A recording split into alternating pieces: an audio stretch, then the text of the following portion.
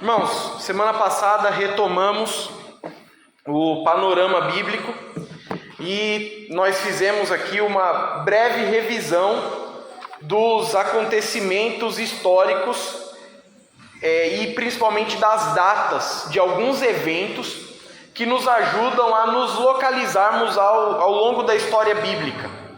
E na semana passada eu prolonguei um pouco mais o assunto e hoje nós vamos, de forma mais resumida, fazer essa introdução para que todos recobrem os assuntos que nós estávamos falando. Primeiro, nós estamos estudando o livro dos profetas. Quais são os livros dos profetas? Os profetas maiores. Isaías, Jeremias, Lamentações de Jeremias, Ezequiel e Daniel. Certo, está meio fraco. Agora os profetas menores. Vamos tentar falar todos juntos? Será que nós ainda lembramos? Oséias, Joel, Amós, Obadias, Jonas, Miqueias, Naum, Abacuque, Sofonias, Ageu, Zacarias e Malaquias. Muito bem. Então nós estamos na seção dos profetas. Na semana passada nós falamos sobre o profeta Isaías. E hoje vamos falar sobre o profeta Jeremias. Em que momento da história nós estamos agora? Lembra que em 2000 a.C., o que aconteceu? Deus chamou Abraão. Depois, em 1440, o êxodo. Os israelitas saíram do Egito. Em 1400, a conquista da terra. Muito bem. No ano 1000 a.C., o reinado de Davi. Muito bem. Aí nós começamos a descer ladeira abaixo. Em 722, o que acontece?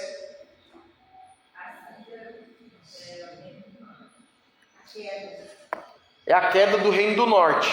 A Assíria, o império assírio, destrói o reino do norte, subjuga o reino do norte. Depois disso temos outro evento, que é a queda do reino do sul, não mais pela Síria, mas pela Babilônia. Em que ano aconteceu a queda do reino do sul? 586. Muito bem.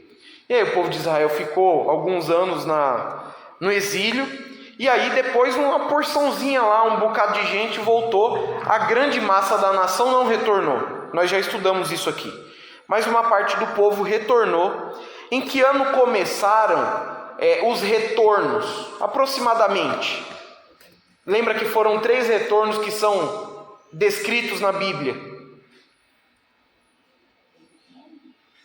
Foi um período de quase 100 anos. Vamos arredondar aí, de 540 até 445 a.C., mais ou menos. Aconteceram 3 retornos. O primeiro um retorno maior e depois outros retornos menores, que são os israelitas que chegaram ali de volta na terra prometida e se multiplicaram até os dias do Senhor Jesus Cristo. O livro de Isaías estava em que momento da história? Que momento? Pré-exílio, ou seja, quando nós falamos de exílio, nós falamos da Síria ou da Babilônia? Da Babilônia, certo? Então é antes do exílio na Babilônia. Agora, em que ano mais ou menos, em que época, ou quais eventos principais ali em torno do livro do profeta Isaías?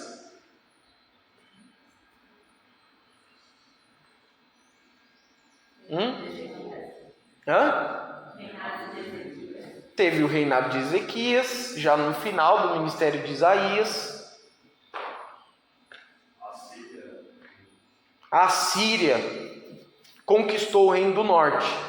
Então o ministério de Isaías foi extenso, mas uma das coisas principais que marcam o livro do profeta Isaías é os acontecimentos ali antes e depois da queda do reino do norte, que serve inclusive de parâmetro, de exemplo para o reino do sul, que é onde Isaías exerce o seu ministério. Aí nós chegamos em Jeremias. Sem olhar aí qualquer cola, qualquer Bíblia de estudo, em que época que Jeremias exerceu o seu ministério?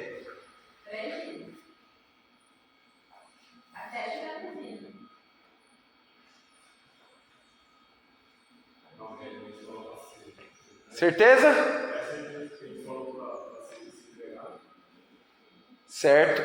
Muito bem. O livro de Jeremias, ele acontece um pouco mais à frente do que o livro do profeta Isaías.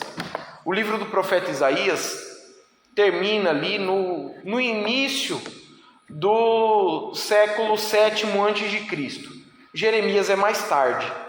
E Jeremias, ele escreve antes, durante e depois o exílio da Babilônia, ou melhor, depois não, mas durante ali, depois eu me refiro à queda mesmo da cidade de Jerusalém. Então, o livro do profeta Jeremias é considerado um livro do exílio, certo? Na semana passada nós vimos esse quadro aqui. Então, esse é um resumo e uma organização, um arranjo cronológico dos profetas. Veja que não está na mesma ordem que nós temos na Bíblia. O que já nos diz logo de cara que os profetas não estão organizados por data. Não estão organizados por data. Eles estão organizados em dois grupos: profetas maiores, profetas menores. E mesmo assim, os livros dentro desses grupos não estão necessariamente em ordem cronológica. Os profetas maiores até que estão em ordem, porque primeiro vem Isaías, mais tarde vem Jeremias, mais tarde ainda vem Ezequiel, e mais tarde ainda, ou contemporâneo ali, a Ezequiel, vem Daniel. Mas os profetas menores não. Então nós temos essa sequência. Jeremias, ele está apontado aqui como durante o exílio. É aqui que Jeremias está. Veja que muitos profetas falaram antes de Jeremias. Muitos profetas. E Jeremias, ele é contemporâneo a esses profetas aqui, Sofonias e Abacuque. Depois ali um finalzinho, pega um pedacinho de Ezequiel também.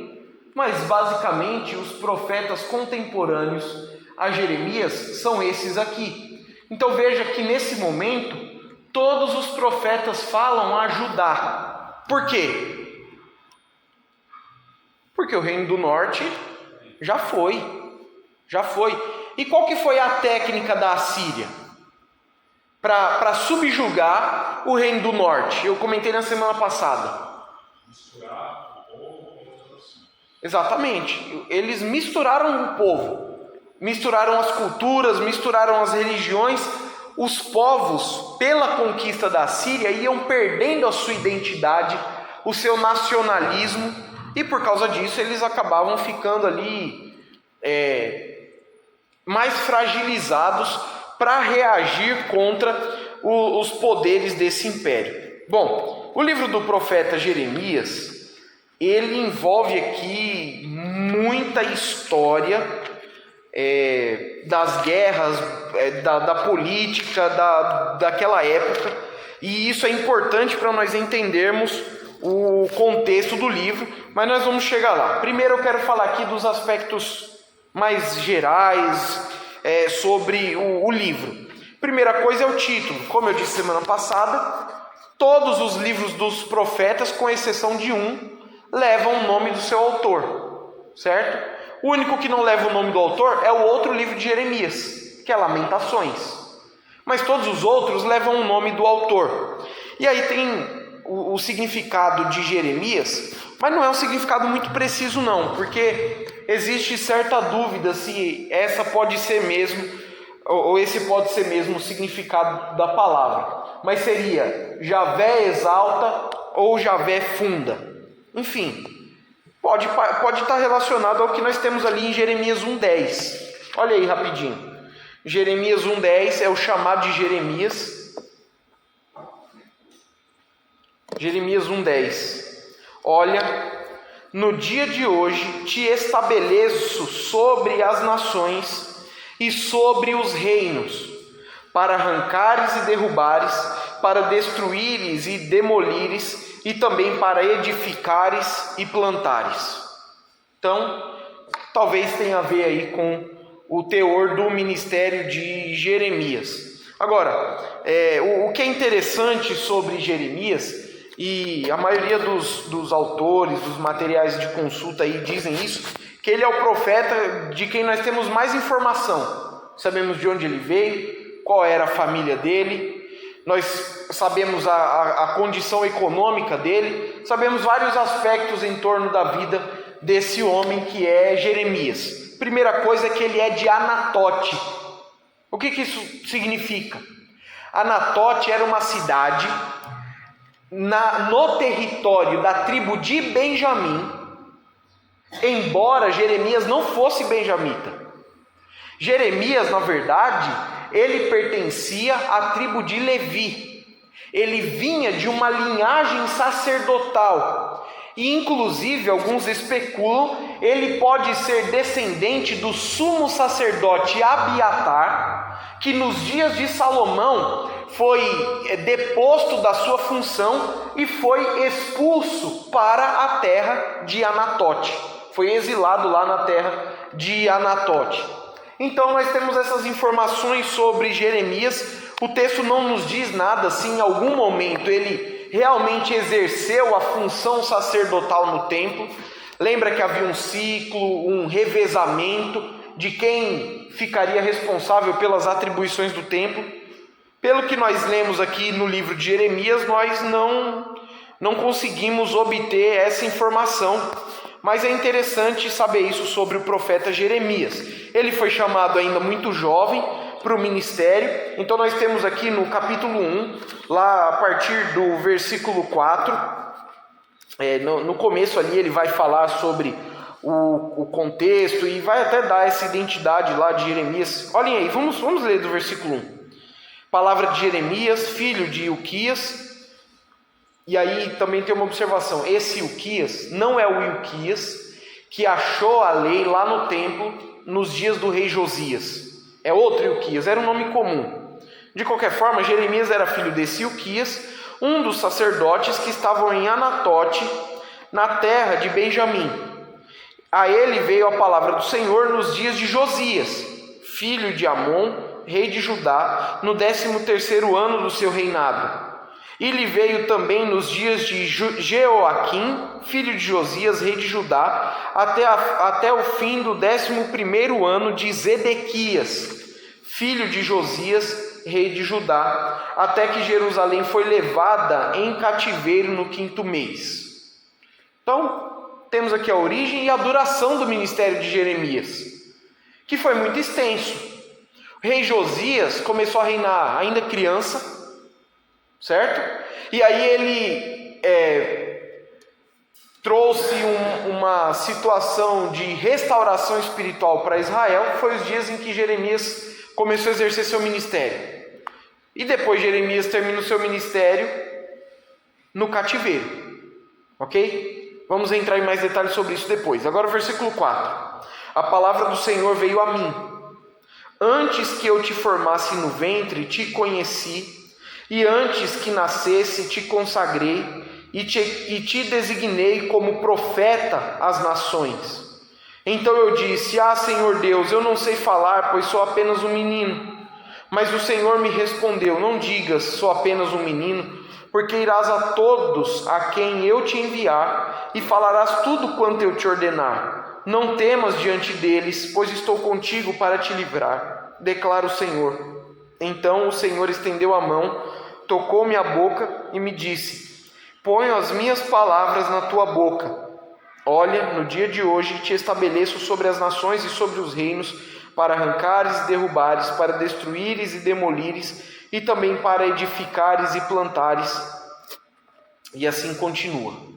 Veja que o ministério de Jeremias ele é semelhante ao de Isaías. Semelhante ao de Isaías. E para falar a verdade, irmãos, é semelhante à maioria dos profetas. Se nós pregássemos só nos profetas aqui, eu acho que ia todo mundo embora da igreja. porque ia ser só repreensão, só paulada, é pesado. É pesado. O livro dos profetas é pesado. Existem também ali palavras de graça, de esperança, promessas de restauração. Mas, irmãos, não é brincadeira não. E os castigos, as coisas que eles falam aqui, que eles anunciam, são coisas inimagináveis. São torturas realmente terríveis. Esse era o teor do ministério profético, pelo menos da maioria dos profetas que nós temos aqui no Antigo Testamento. Tentem lembrar dos outros profetas aí. Os outros profetas têm em algum momento uma mensagem de consolação, de esperança? Tem, a grande maioria tem. Mas no geral é repreensão, é bronca, é correção, é castigo. Os profetas têm essa característica. Então, ao longo das próximas semanas, nós vamos repetir muito isso aqui, porque não dá para ignorar. O profeta Jeremias tem um trechinho ali que fala da nova aliança, que são palavras de esperança para os crentes. Mas o resto, tirando uma coisinha ou outra, o resto, por isso que ninguém gostava de Jeremias. Nós vamos falar disso também daqui a pouco. Mas enfim, essas são as informações sobre o autor, e aí nós vamos falar da data do livro. Então, Jeremias começou a exercer seu ministério durante os dias de Josias, já lemos aqui os versículos, e o ministério dele durou mais ou menos esse período aqui, em torno de 40 anos. 40 anos de ministério teve o profeta Jeremias. E durante esses 40 anos nós não temos o relato de nenhuma conversão. Só piorou. Desde quando Jeremias começou o seu ministério, a situação já estava muito deteriorada na nação de Israel.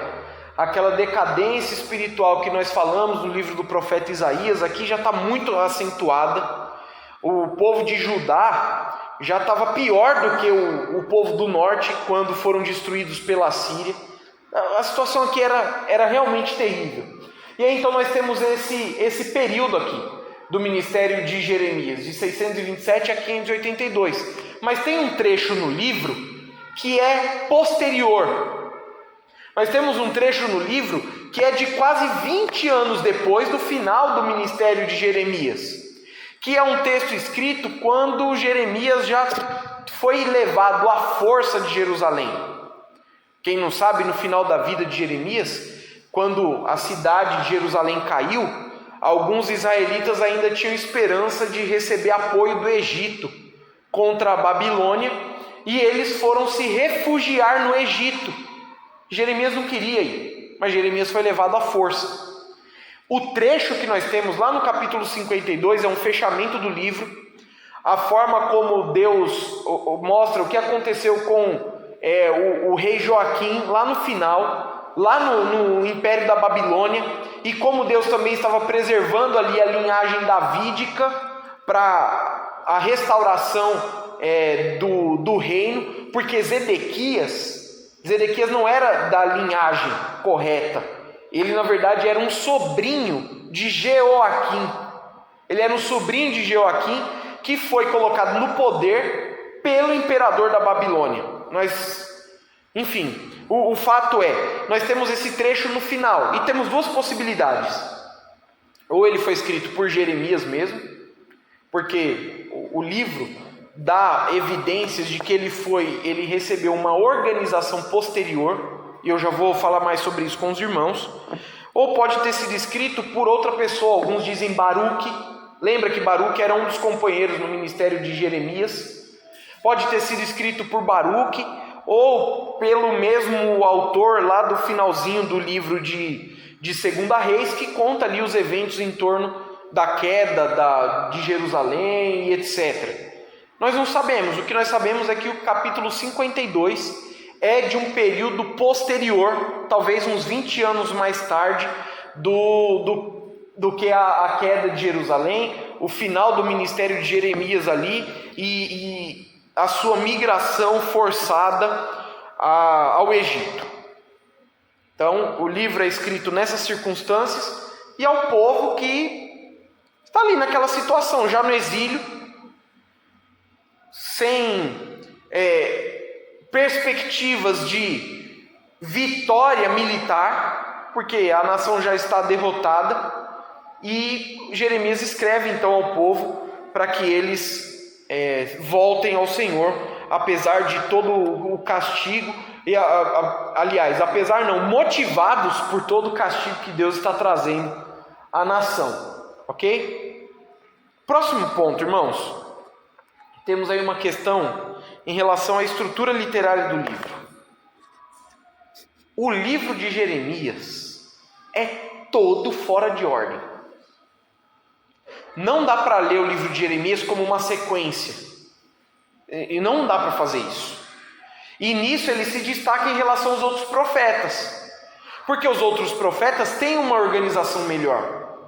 O livro de Jeremias não tem uma organização clara. Não é que ele não tem organização. Ele não tem uma organização clara. É muito difícil de ler o livro do profeta Jeremias. Porque no momento ele está falando de um evento num determinado ponto da história, e depois ele volta para trás, ele vai para frente, ele volta para o meio, os eventos não estão organizados cronologicamente dentro do próprio livro. Então, é muito difícil perceber qual é o propósito geral do livro, a mensagem geral. O tema é mais fácil, porque afinal de contas o tema do juízo de Deus e da própria experiência do profeta Jeremias, isso é fácil de perceber. Agora, não existe uma organização assim, em que nós podemos afirmar, olha, esse é o ponto alto do livro, é aqui que o autor faz o fechamento, então nós temos esses temas organizados dessa maneira. O máximo que dá para fazer é uma organização bem genérica, que é uma primeira sessão falando do castigo de Judá e outra sessão falando do castigo das nações, dos povos estrangeiros. É basicamente isso. Porque no resto é tudo muito misturado, é tudo muito difícil de organizar. Então tem algumas características aí do livro. Não há um arranjo cronológico. O livro ele não é necessariamente ou totalmente direcionado a Judá. Existem, e é claro, isso é predominante, muitas profecias contra Judá, mas Jeremias fala de si mesmo, da sua própria experiência.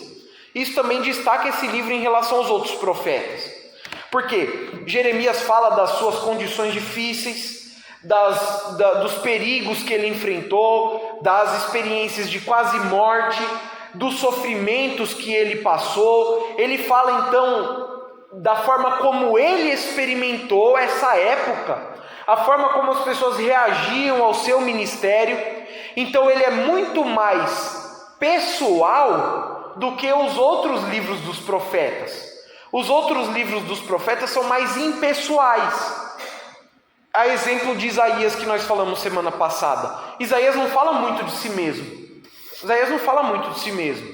Existem alguns momentos em que o texto fala da família de Isaías, de determinada condição em que o Senhor colocou Isaías, mas no geral, Isaías não é um personagem principal no livro dele.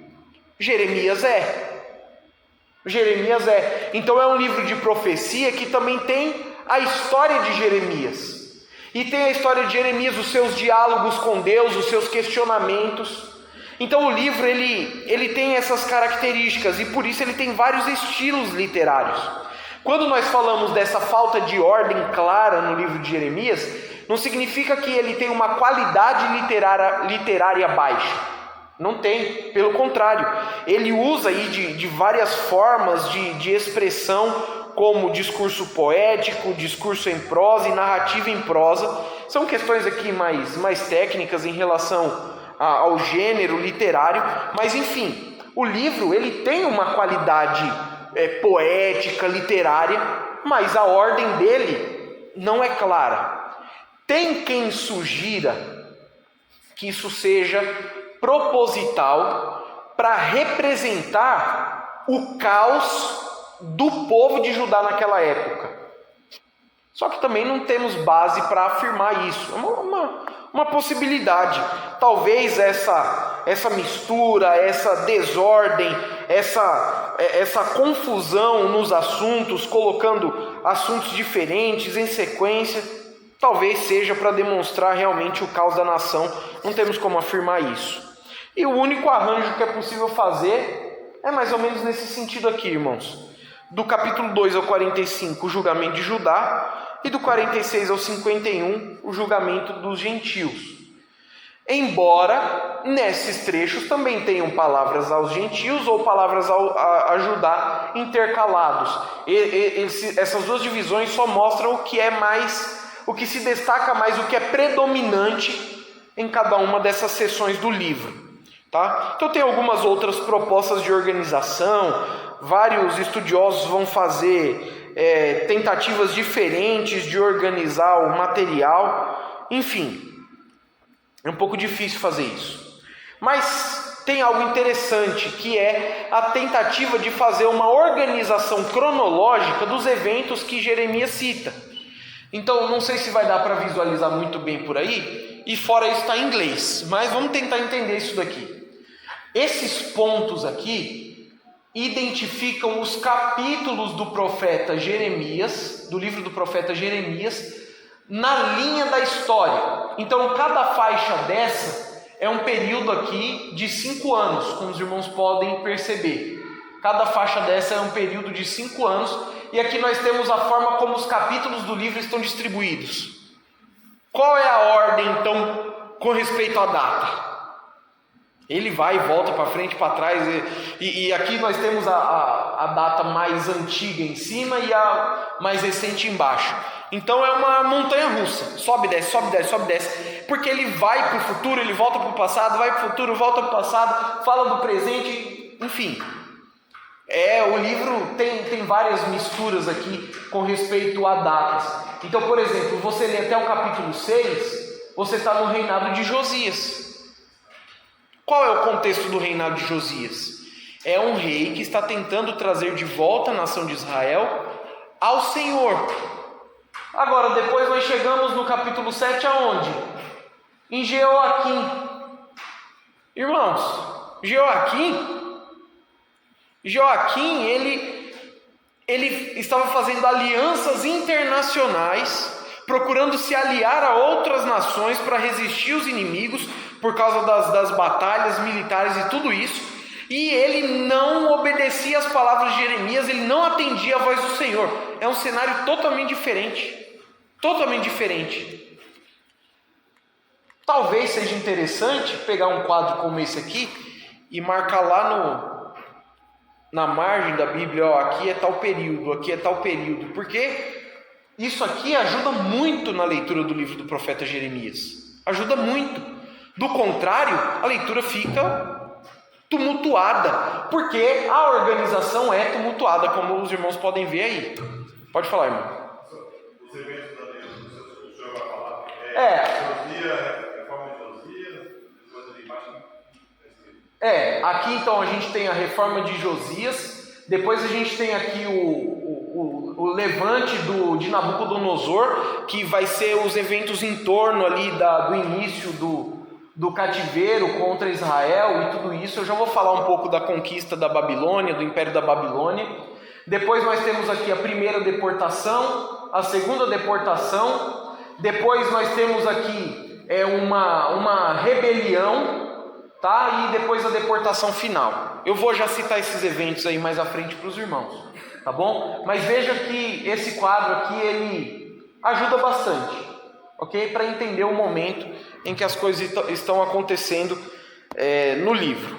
Bom, seguindo aqui, nós temos bastante coisa no contexto histórico. Eu vou tentar ser mais ou menos breve aqui, para a gente não espremer muito o conteúdo do livro lá no final. Mas tem várias coisas aqui importantes. Não dá para desprezar a importância dos relatos que nós vamos aprender agora. A primeira coisa Josias reina depois de Manassés. O que isso significa? Manassés levou a nação para o pior nível da idolatria. Manassés era aquele rei que foi conhecido, reinou muito tempo em Israel, e ele levou o povo até a sacrificar os próprios filhos lá, a Moloque. O próprio Manassés fez isso. Nós sabemos que no final ele se converteu, mas o estrago que ele tinha feito na nação de Israel já foi, não tinha como reverter. E ele não foi capaz de reverter. Mas aí nós tivemos o início do reinado de Josias. Josias começou a reinar muito novo. E nos dias de Josias, o sacerdote Ilquias, que não é o pai de Jeremias, ele estava lá no templo. O templo nessa época, irmãos, pelo relato, ele estava abandonado. O povo desconhecia a lei. E aí, Ilquias achou os rolos lá, o livro da lei. E ele levou esse livro para Josias. Josias leu o livro, se converteu e resolveu fazer uma reforma na nação. Então, começou a derrubar os altares dos ídolos e todas aquelas coisas, né, que nós lemos nos livros dos profetas, os postes de ídolos, os altares, as imagens, as coisas nas montanhas, os lugares ali. Tinha coisa até dentro do templo que o pessoal tinha colocado para adorar os deuses falsos. Então ele começa a fazer uma limpeza e tentar trazer de volta o povo a temer a Deus. Ele volta a fazer a Páscoa, ele volta a celebrar as festas. Então Jeremias fez uma grande reforma nacional nessa questão religiosa. Lembra que nós falamos lá atrás que os reis, eles exercem esse papel de mediação na aliança mosaica. Eles são responsáveis por conduzir a nação a servir a Deus. É por isso que tem tanta oscilação no povo de Judá. Tem hora que tem um rei bom, tem hora que tem um rei ruim, e o povo segue o que é proposto. E aí Josias, ele então é usado por Deus para trazer um último alívio para a nação. Mas mesmo com Josias fazendo essa reforma, Deus já tinha falado que por causa de Manassés, o povo ia para o exílio. Não tinha mais volta. Nesse ponto aqui, no livro do profeta Jeremias, já não tem volta mais. Não tem volta. Por quê? Porque Deus foi muito paciente. Deus teve muita compaixão. Deus mandou vários profetas. Lembra a lista dos profetas lá no começo? Deus mandou um monte de profeta. E aqui nós só listamos os profetas da escrita. Tem outros profetas que não são da escrita, que também atuaram lá no reino de Judá. E eles também avisaram várias vezes. Enfim, o que aconteceu? Chegou uma hora que Deus falou, não adianta mais. Não adianta mais. Isso me lembra a situação lá dos filhos de Eli. Deus falou, eles não vão se arrepender. Por quê? Porque Deus já tinha decidido matá-los, castigá-los.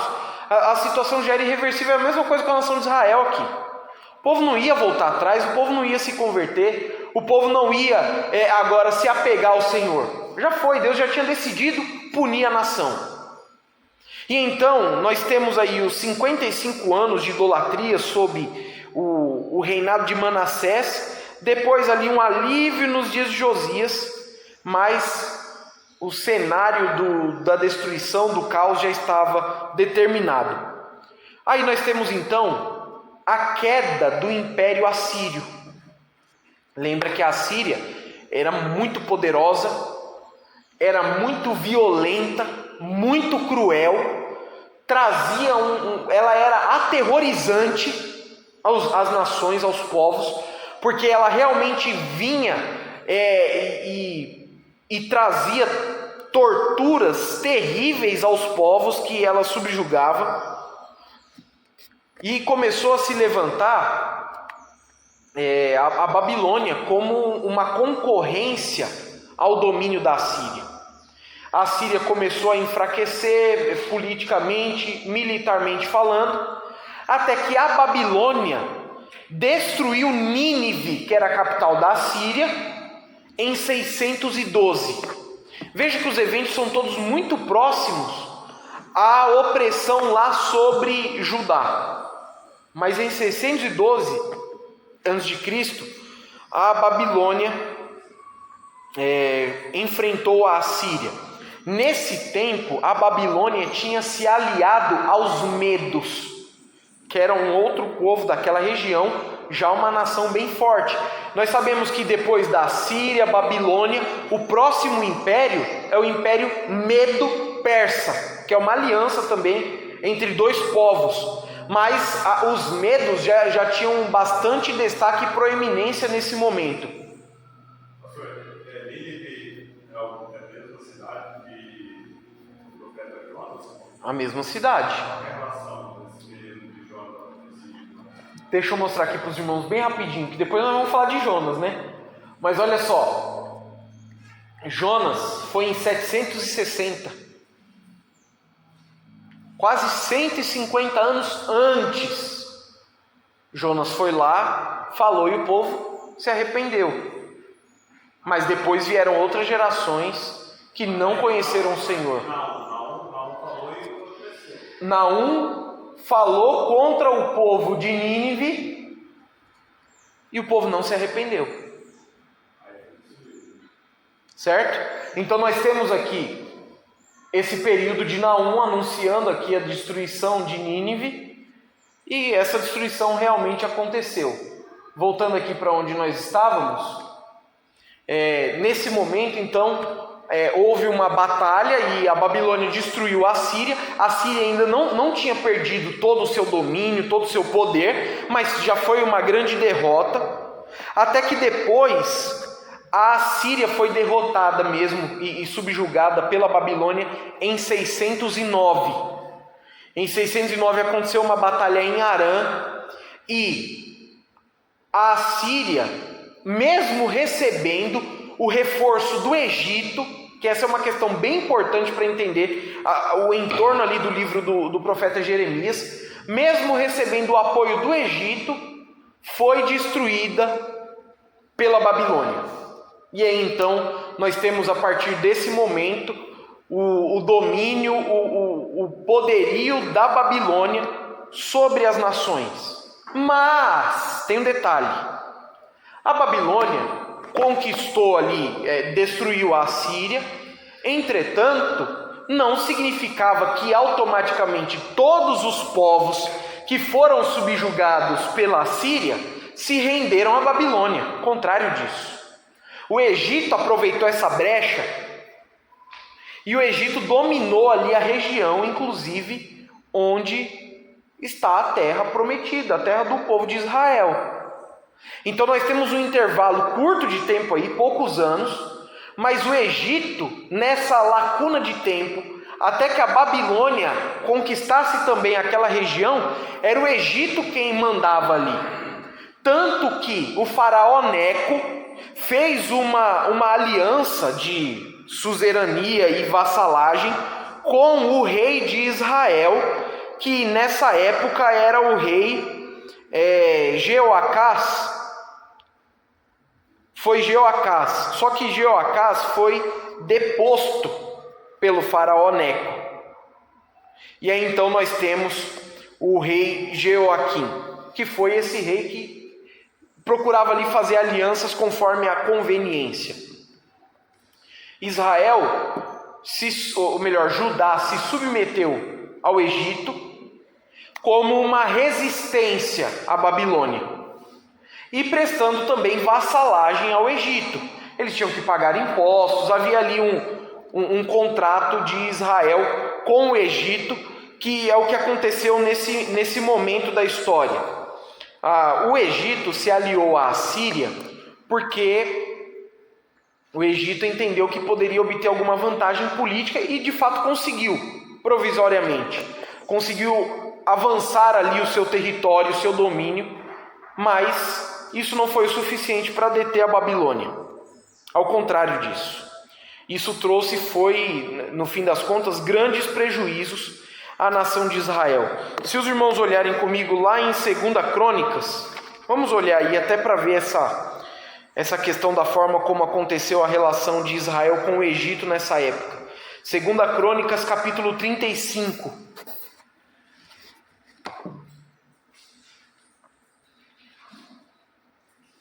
Para os irmãos entenderem, no primeiro momento, quando a Assíria caiu, Josias tentou resistir ao Egito. A aliança de Israel não foi logo de cara. Josias tentou resistir ao Egito e foi quando Josias morreu. Veja aí, 2 Crônicas 35, 20. Depois de tudo isso, havendo Josias já preparado o templo, Neco, rei do Egito, subiu para guerrear em Carquemes, junto ao Eufrates. Então Josias foi combatê-lo. Esse momento da batalha é quando o Egito está avançando as suas tropas para apoiar a Assíria contra a Babilônia. Mas Josias resistiu ao Egito. Versículo 21. Mas Neco mandou-lhe mensageiros dizendo: que tenho eu que fazer contigo, rei de Judá? Não estou te atacando hoje, e sim o reino contra o qual estou em guerra, que era a Babilônia. Deus mandou que me apressasse. Não te oponhas a Deus que está comigo, para que ele não te destrua. Entretanto, Josias não quis voltar atrás, mas disfarçou-se para lutar contra ele, e não querendo dar atenção às palavras de Neco, que saíram da boca de Deus, o atacou no vale do Megido. Os flecheiros atiraram contra o rei Josias. Então o rei disse a seus servos: tirai-me daqui, porque estou gravemente ferido. Seus servos o removeram do carro e, pondo-o no seu segundo carro, o trouxeram a Jerusalém. Ele morreu, foi sepultado no sepulcro de seus pais, e todo Judá e Jerusalém choraram por Josias. E aí, depois de Josias, Jeoacás assumiu o reino. Só que Jeoacás reinou só 3 meses. Jeoacás praticamente não dá nem para falar que ele reinou. O reino dele foi muito breve. E Neco, depois não é depois de tempo não, ele depôs Jeoacás, ou seja, tirou Jeoacás do trono, porque nesse momento Judá já tinha sido derrotado pelo Egito. Judá já tinha sido derrotado pelo Egito, avançou para apoiar a Assíria e estava ali no controle daquela região. Então, se os irmãos forem aí lá para o livro de 2 Reis, vamos lá rapidinho, 2 Reis, capítulo 23. 2 Reis, capítulo 23.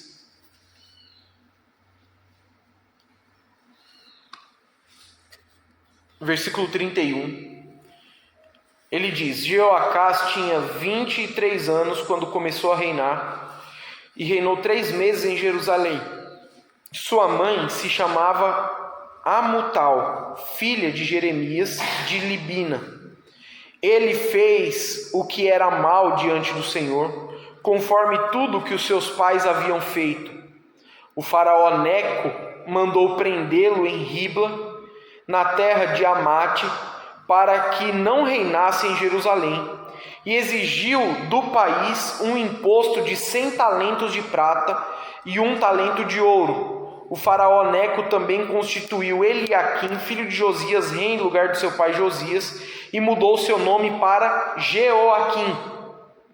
Mas levou consigo Jeoacás ao Egito, onde morreu. Jeoaquim entregou ao faraó a prata e o ouro, mas exigiu do país uma taxa, para dar essa quantia conforme a ordem do faraó. Exigiu prata e ouro do povo da terra conforme suas posses, para entregar ao faraó Neco. Então nós temos aí, por um lado, Josias lutando contra o Egito, e nós temos depois Jeoaquim fazendo um acordo com o Egito. Ele fez um acordo com o Egito, e ele resolveu ficar aliado ao Egito. Qual é o problema? O problema é que a Babilônia estava vindo na direção de Israel. O que Jeremias estava dizendo para o povo? Não faz aliança com o Egito. Não faça aliança com o Egito. se entreguem à Babilônia. Não tentem fugir, não tentem fazer nada. Se entreguem à Babilônia. Deus já tinha decretado que isso ia acontecer e Jeremias está ordenando isso ao povo. O povo deveria fazer isso como um gesto de arrependimento e de submissão à vontade de Deus. Mas eles resolveram resistir, inclusive por causa do papel de Jeoaquim, que era o líder da nação naquela época. E aí, a Babilônia, em aliança com os medos, derrotou a Assíria e depois também derrotou os egípcios. Só que Jeoaquim, ele ia conforme os interesses. Quando o negócio apertou, aí ele resolveu se submeter à Babilônia. Ele ficou mais ou menos 3 anos nessa relação de vassalagem, não mais com o Egito, mas agora com a Babilônia. Que foi quando, em 605, eu já repeti essa data aqui várias vezes para os irmãos, a Babilônia começou as suas incursões contra Judá em 605. Em 605. É nesse momento, nessa primeira incursão contra Judá, que Jeoaquim resolve soltar a mão do Egito e pegar a mão da Babilônia. E então ele se submete ao rei da Babilônia durante um período curto de tempo, e a Babilônia já vai ali e leva algumas pessoas ali do alto escalão da sociedade, as pessoas de mais alta classe social, e leva alguns para a Babilônia. É nesse momento que Daniel é deportado. É nesse momento que Daniel é deportado. Então Daniel sai de Jerusalém e vai para a Babilônia. Por quê? Porque Jeoaquim aceitou esse acordo com o império da Babilônia. Então, lá em 2 Reis 24, quem tiver aberto aí, versículo 1, durante seu reinado, Nabucodonosor, rei da Babilônia, invadiu Judá, e Jeoaquim sujeitou-se a ele por 3 anos. Aí tem o final do versículo. Mas depois se rebelou. Aqui é que está o problema. Por quê? Jeoaquim viu a oportunidade diante do fracasso da Babilônia em conquistar o Egito. Então a Babilônia veio, invadiu Judá. Depois disso, a Babilônia continuou avançando em direção ao Egito. Veja que a Babilônia está vindo do norte, passa por Israel e depois vai em direção ao Egito. Eles não conseguiram conquistar o Egito de primeira. E aí Jeoaquim falou: bom, está na hora de mudar de lado de novo. Está na hora de mudar de lado de novo. E aí Jeoaquim fez uma aliança com outros povos ali da região, outras nações menores, para tentar resistir novamente à suzerania da Babilônia. E o que aconteceu? O que aconteceu? Em 598, ou melhor, mais precisamente em 597, Jeoaquim foi morto, porque a Babilônia veio retaliar os povos que se rebelaram. Eles já estavam sob a autoridade da Babilônia. Qual é esse capítulo e versículo que você viu de Jeoaquim? 2 Reis 24, versículo 1. E aí, nessa aliança que foi feita ali, de Jerusalém e outros povos ali ao redor, a Babilônia veio com mais força ainda contra Jerusalém. Nesse momento, a Babilônia começou o cerco contra Jerusalém. Daqui a situação fica muito feia. Daqui para frente a coisa piora demais. A Babilônia leva uma segunda quantidade de povo, deporta mais uma outra leva do povo, agora um número maior, 10.000 pessoas. Eles deportam 10.000 pessoas da terra de Judá para a Babilônia. E quem são essas pessoas? São autoridades, são soldados, militares. A Babilônia está fazendo uma incursão para enfraquecer Israel. Então mata o seu rei e depois leva para a Babilônia as pessoas mais importantes assim para o sucesso de Jerusalém: os líderes, os trabalhadores hábeis, as pessoas que tinham alguma habilidade especial, e os soldados. Quem foi nessa leva aqui? Ezequiel. Ezequiel, que se tornaria profeta, foi nessa leva para a Babilônia. Nesse momento, um momento um pouco mais tarde, na verdade, o ministério de Ezequiel vai começar a ser paralelo ao de Jeremias. Ezequiel na Babilônia e Jeremias em Jerusalém. Enquanto isso, Jeremias está aqui. E Jeremias é inimigo de todo mundo. Porque o próprio povo de Jerusalém é contra ele, vem a Babilônia e traz ali as guerras, o sofrimento e tudo aquilo, e Jeremias vive uma vida de intenso sofrimento e perseguições e desgraças. Porque, afinal de contas, ele não é aceito e bem recebido nem pelo seu próprio povo, e ainda sofre as consequências da guerra junto com todo o resto da nação.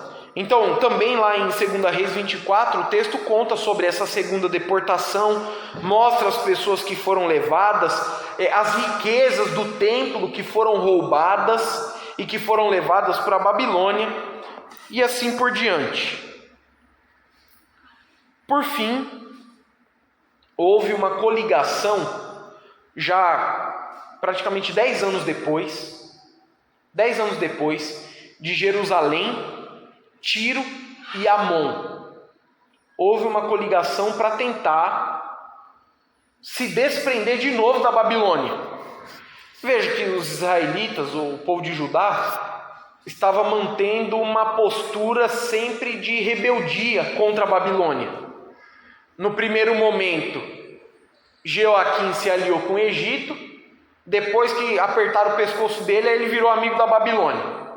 Mas não demorou muito, ele também se rebelou. Aí a Babilônia veio e o matou. Depois de Joaquim, nós temos aí o reinado de Zedequias. O Joaquim, que reinou depois, foi pouco tempo. Até que ele foi preso e levado para a Babilônia. A Babilônia veio e colocou Zedequias como rei no lugar. Zedequias não era da linhagem real. Mas o que aconteceu foi isso. Então, desde a morte de Joaquim, praticamente, Israel estava sendo governado por Zedequias, que era um rei fraco, era um rei totalmente incapaz de governar a nação. O povo estava vivendo ali uma instabilidade política e a decadência espiritual ainda maior. Mas aí, lá no ano 588, houve uma troca do faraó no Egito. Neco perdeu a sua posição e o faraó Ofra foi quem assumiu no seu lugar. E aí as nações viram ali uma oportunidade para tentar novamente resistir à Babilônia. E o que aconteceu? Aí a Babilônia veio com força total. Aí acabou. No ano 586, a Babilônia acabou com Jerusalém. Acabou. Deixou em ruínas. Matou o povo. Pegou quem estava fugindo. Não teve jeito de escapar. Não teve jeito de escapar. E, inclusive, destruiu o templo. Foi no ano 586 que aconteceu tudo isso. E aí o povo... Foi a última deportação. Foi o último momento ali de resistência de Jerusalém. A partir daqui, realmente, a nação finalmente caiu. Finalmente caiu. Houve alguns sobreviventes, Jeremias foi um deles. Colocaram outra pessoa para governar Israel, mas era uma nação destruída. O povo de Judá era uma nação destruída, mas colocaram lá Gedalias. E Jeremias quis ficar lá, mas Jeremias foi levado à força porque ainda tinha israelitas confiando que alguma aliança com o Egito podia fazer com que eles resistissem à Babilônia, mas não teve condições, e eles foram finalmente destruídos. Então, vamos lá em Jeremias capítulo 52. Jeremias 52, último capítulo.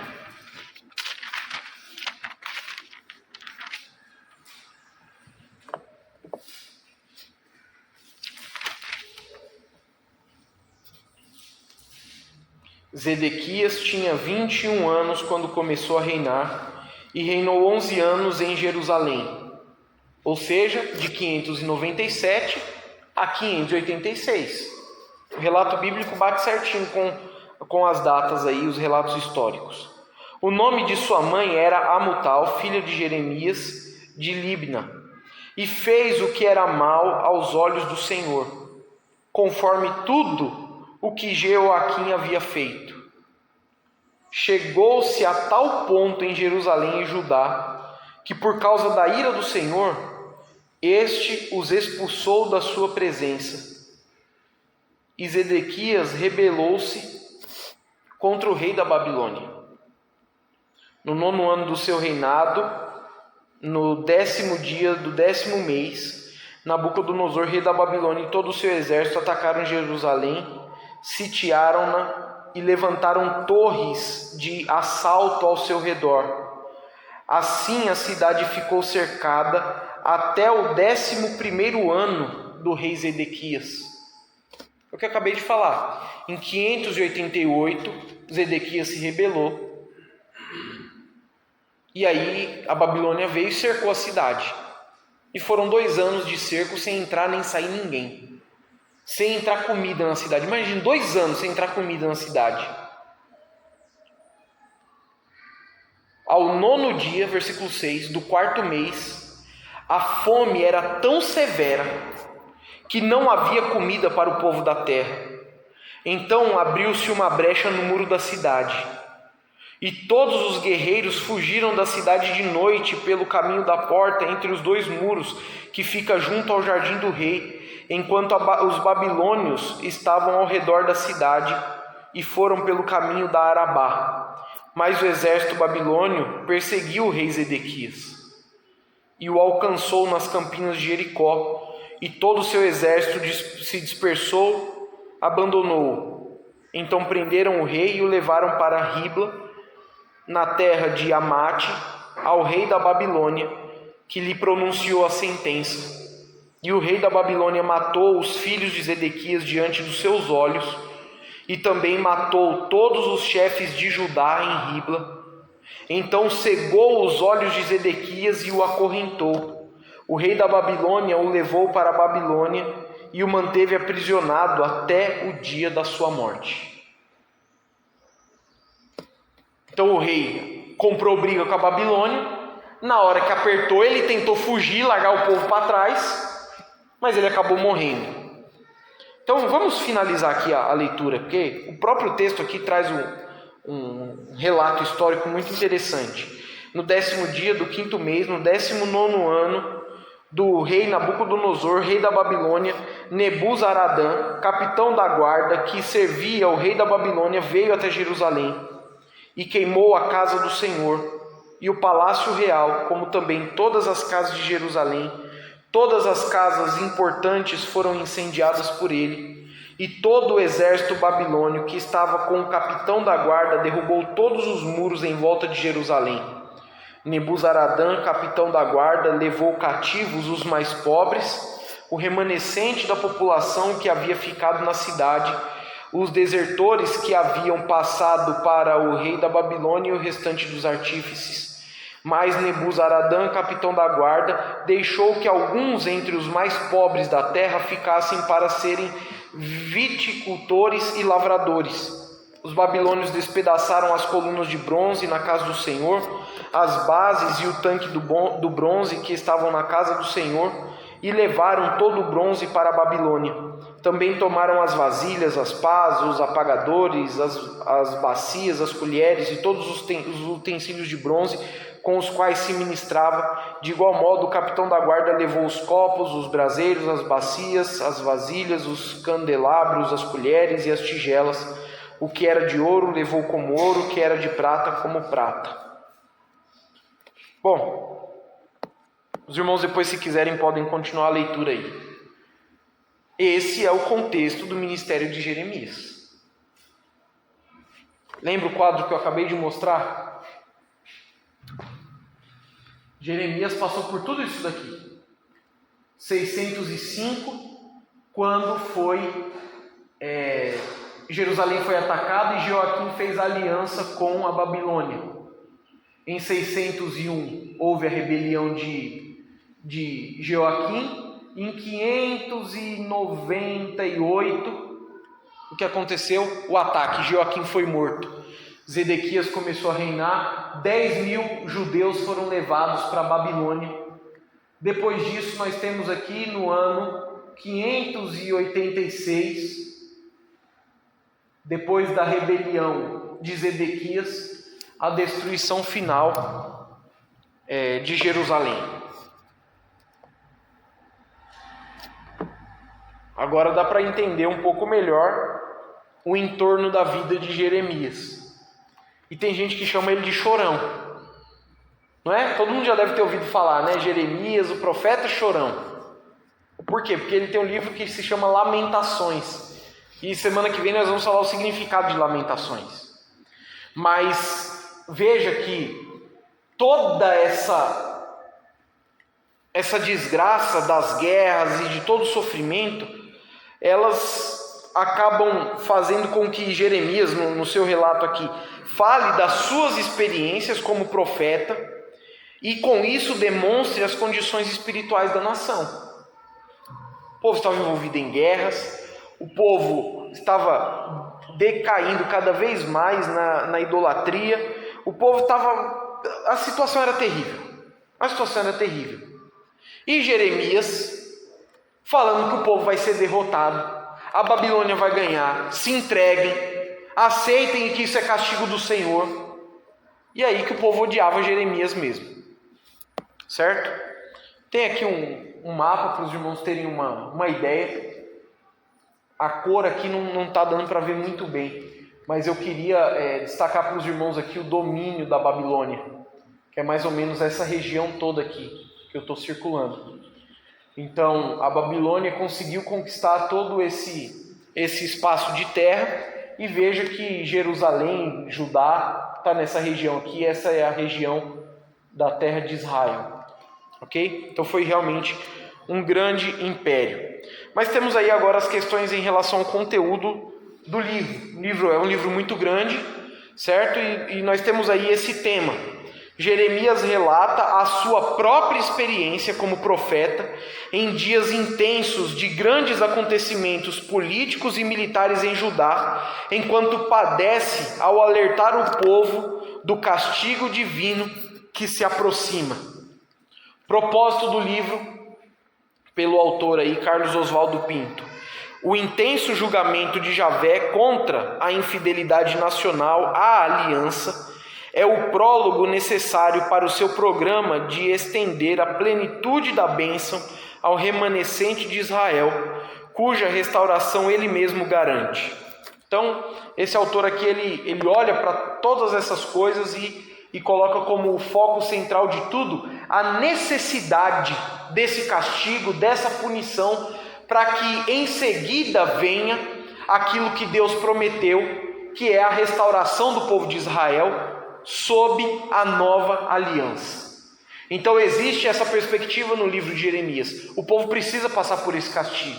Eles vão ficar 70 anos no exílio. É Jeremias que diz isso. Nós geralmente conhecemos essa questão dos 70 anos lá por causa de Daniel. Mas o profeta Daniel diz que ele estava lendo o profeta Jeremias, ele estava lendo o livro do profeta Jeremias. Veja só como a circulação já era ampla nessa época. Ele estava lendo isso e ele entendeu que Deus estava falando do tempo do exílio. E mais do que isso, que esse tempo do exílio, na verdade, simbolizava o período até que finalmente Deus livrasse a nação do pecado e trouxesse a redenção completa. Isso está lá no capítulo 9 de Daniel. O esboço do livro, como eu falei para os irmãos, é muito difícil organizar o livro, então alguns tentam fazer essa separação, como estão vendo aí. A primeira proposta é assim: o capítulo 1 é o chamado de Jeremias, do 2 ao 25, o julgamento sobre Judá, Do 26 ao 39, a vida de Jeremias antes da queda de Jerusalém. Do 40 ao 45, a vida de Jeremias após a queda de Jerusalém. Depois nós temos ali uma sessão de oráculos, de respostas divinas, do 46 ao 51. E por fim o apêndice histórico no capítulo 52. A segunda proposta, aqui do Charles Ryrie, nós temos aí o chamado e comissão de Jeremias no capítulo 1. Capítulo 2 ao 45, profecia sobre Judá. Capítulo 46 ao 51, está errado o número aqui, é 51. 46 ao 51, profecia sobre as nações. E no final, o suplemento histórico. O que nós aprendemos aqui? Qual é a teologia do livro e o que se destaca? Tem alguns pontos que são comuns aos livros dos profetas, por exemplo, a soberania de Deus. Os livros dos profetas são uma clara lição sobre a soberania de Deus. Como eu já falei disso na semana passada, eu não vou ser repetitivo aqui nesses pontos. Mas uma coisa clara que fica aqui é a soberania de Deus, o seu poder sobre as nações e os seus governantes. Mas nós temos então o primeiro ponto que está aí, que é o sofrimento de quem faz a vontade de Deus. Quem faz a vontade de Deus também sofre. Também sofre. Também padece pelo mal que há ao seu redor. É interessante notar isso na vida do profeta Jeremias, porque ele está fazendo tudo certo. Ele está fazendo tudo certo. E ele sofre junto com o povo. E ele também sofre nas mãos do povo. No caso de Jeremias ainda é pior do que o resto da nação. Porque o resto da nação está padecendo todas as questões decorrentes dessas batalhas, dessas guerras. Mas Jeremias, além disso, ainda é jogado dentro do poço, ainda fica preso, ainda tem os seus alimentos ali controlados. Jeremias, ele passou uma opressão pior do que todo o resto da nação de Israel. E mais do que isso, Jeremias, além de todo esse sofrimento físico e essa perseguição, Jeremias ainda sofria por ver a rebelião do povo contra Deus. Então a situação de Jeremias é terrível. A situação de Jeremias é terrível. Nós não sabemos todos os detalhes da vida dele, mas ao longo do livro, ele fala muito de si mesmo. Ele fala muito de si mesmo. E uma coisa é clara, ele sofre. Chega um ponto lá no capítulo 12 que ele questiona isso. Mas Senhor, por que está acontecendo isso? Por que os ímpios estão prevalecendo? Esse também é um questionamento que aparece em alguns profetas. Lá no profeta Abacuque nós vamos falar mais sobre isso. Em Lamentações também um pouco. Mas surge esse questionamento, por que isso acontece? Por que isso acontece?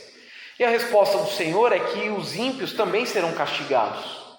Eles vão receber a sua punição. E o castigo que ele traz é justo. Ele diz a Jeremias, Jeremias, não confie nesses que você está vendo à sua volta aí não. Você está aí chateado porque está vendo o povo de Jerusalém sofrer? Não confie neles não. Porque eles são pecadores também. Você está vendo o mal que as outras nações fazem, mas o povo aí também é pecador. Então há todo esse conflito em torno de Jeremias. E chega lá no capítulo 15, versículo 10, ele chega a dizer essas palavras: ai de mim, minha mãe, por que me deste a luz? Pois sou homem de conflitos e desavenças com toda a terra. Nunca lhes emprestei, nem eles me emprestaram, todavia cada um deles me amaldiçoa. Essa que era a vida de Jeremias, o servo de Deus. E isso nos ensina essa lição. O povo de Deus sofre. Quem é fiel a Deus sofre. Existe uma visão hoje de que quem é crente, quem busca a Deus, quem dedica a sua vida a Deus, quem doa os seus bens a Deus, vai ser abençoado, vai superar os seus inimigos, e vai nada, porque o povo de Deus também sofre. O mal que reside ao nosso redor culmina no nosso sofrimento. E muitas vezes o nosso sofrimento é pior do que quem está vivendo na maldade. É pior. Muitas vezes o nosso sofrimento vai parecer injusto. Porque nós vamos ter a impressão de que estamos tentando fazer a coisa certa e estamos sendo punidos por isso. E é realmente assim. Nós não sofremos apenas as consequências da ira divina sobre a humanidade.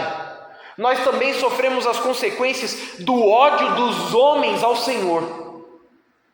Então nós apanhamos dos dois lados. Dos dois lados. Essa é a realidade da vida do crente. Daquele que quer ser fiel a Deus. Agora, se Jeremias ficasse quietinho, aí tá tudo bem. E ainda mais se Jeremias falasse, não, Deus ama muito vocês, Deus quer o melhor de vocês, vocês estão no coração de Deus, e Deus vai abençoar muito a sua vida. Aí o povo ia construir uma estátua para Jeremias. Mas não é assim não que o servo de Deus faz. O servo de Deus, ele traz uma mensagem de julgamento. As boas novas de Jesus. Quais são as boas novas de Jesus? Se arrependa, porque o reino de Deus está chegando. Essa é a boa nova de Jesus. É uma ameaça. A boa nova é uma ameaça. O sermão de domingo à noite, você quer salvar a sua vida, você vai perdê-la. Você tem que se submeter a Ele. Renegue tudo. Negue a si mesmo e tome a sua cruz. Enfim, a vida do povo de Deus não é muito fácil não. Por quê? Porque o povo de Deus, além de viver num mundo amaldiçoado e que desfruta de castigos recorrentes de Deus, ainda sofre a perseguição de quem odeia a Deus. Próximo ponto. O julgamento de Deus é severo. Outro dia aqui no culto de oração nós estudamos um trechinho de Jeremias. Irmãos, não se brinca com Deus. Não se brinca com Deus. Porque quando Deus castiga, a coisa é feia. A coisa é feia. Não é à toa que o sábio ensina temor do Senhor. Porque o Senhor tem que ser temido mesmo. Tem que ser temido mesmo. Nós estamos acostumados a viver num lugar de impunidades, né? Todo mundo faz o mal, não acontece nada, está tudo certo. Mas com Deus não é assim. Com Deus não é assim. Até porque a paciência e a compaixão de Deus acabam. Acaba. A paciência de Deus, a longanimidade de Deus não é para sempre. Não é para sempre. Não é para sempre que os ímpios vão receber alguma forma de graça. Não é para sempre. Porque chega uma hora que a paciência de Deus esgota. Esgota. Deus não quer... mas agora eu não quero mais saber. É assim que Deus faz. Não, mas daqui para frente... Não importa. Não importa. Os filhos do sacerdote Eli não tiveram segunda chance. Não tiveram. E essa geração dos israelitas também não teve segunda chance, não. Não teve segunda chance. E muita gente não vai ter segunda chance. É por isso que os profetas falam que hoje é o dia de arrependimento. Agora é a hora de se voltar ao Senhor. Porque chega um momento que não adianta mais. Chega uma hora que não adianta mais. Não adianta chorar, não adianta se desesperar, não adianta fazer promessas para Deus não adianta. Não adianta. A Escritura relata um dia de desespero dos homens diante do Senhor. Senhor, nós fizemos um monte de coisa no seu nome. Não quer saber. Deus não vai querer saber. Porque a paciência de Deus tem limite. A paciência de Deus tem limite. E até certo ponto ele tolera. Mas chega uma hora que ele não tolera mais. Jeremias ensina isso. Porque embora ele traga uma mensagem de arrependimento, a mensagem dele também contém palavras de certeza do castigo. Não vai dar tempo aqui, mas é interessante ler o capítulo 15. Capítulo 15 ele fala: nem se Moisés ou Samuel pedissem, eu ia ter misericórdia desse povo. Não ia ter mais. Acabou. Eu vou matar todo mundo. Ou vai ser pela praga, ou os cães vão te dilacerar, ou você vai morrer na guerra. Não tem para onde escapar. Imagina, irmãos. É assim que Deus trata com quem não se submete a Ele. E por fim tem aí a grande luz de graça no livro de Jeremias, que embora seja um trecho curto, do capítulo 30 ao capítulo 33, mas essa é uma mensagem maravilhosa que dá a base de tudo que nós vivemos hoje na nova aliança e viveremos na eternidade. Então Jeremias, ao passo que traz uma mensagem terrível de condenação, ele também fala da nova aliança. Ele também fala da nova aliança, dizendo para os israelitas que eles quebraram a aliança. Eles vão ser punidos justamente, mas Deus vai fazer uma nova aliança. E essa nova aliança não vai ter mais coração duro, não vai ter mais rebelde. Nessa nova aliança haverá corações transformados, haverá a presença do Espírito, haverá perdão completo e haverá comunhão com Deus. Essa é a nova aliança que Jeremias anuncia. Além de tudo isso, a restauração da terra prometida, onde o rei virá e trará todas essas bênçãos aos homens.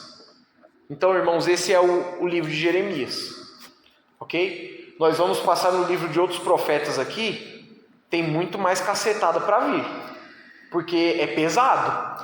É pesado. E nós não vamos colocar um tom aqui de alegria, porque é triste, irmãos. Mas quem sabe isso nos ajude a perceber a gravidade do pecado. E tomar cuidado para não enfrentar a Deus. Porque quem quer bater de frente com Deus se quebra. Não tem outra. Quem quer... E às vezes a pessoa pensa que bater de frente com Deus é o blasfemo, é o idólatra. Não, tem muitas formas de bater de frente com Deus. E qualquer forma de desobediência, de rebelião, é encarada dessa forma. Vamos orar.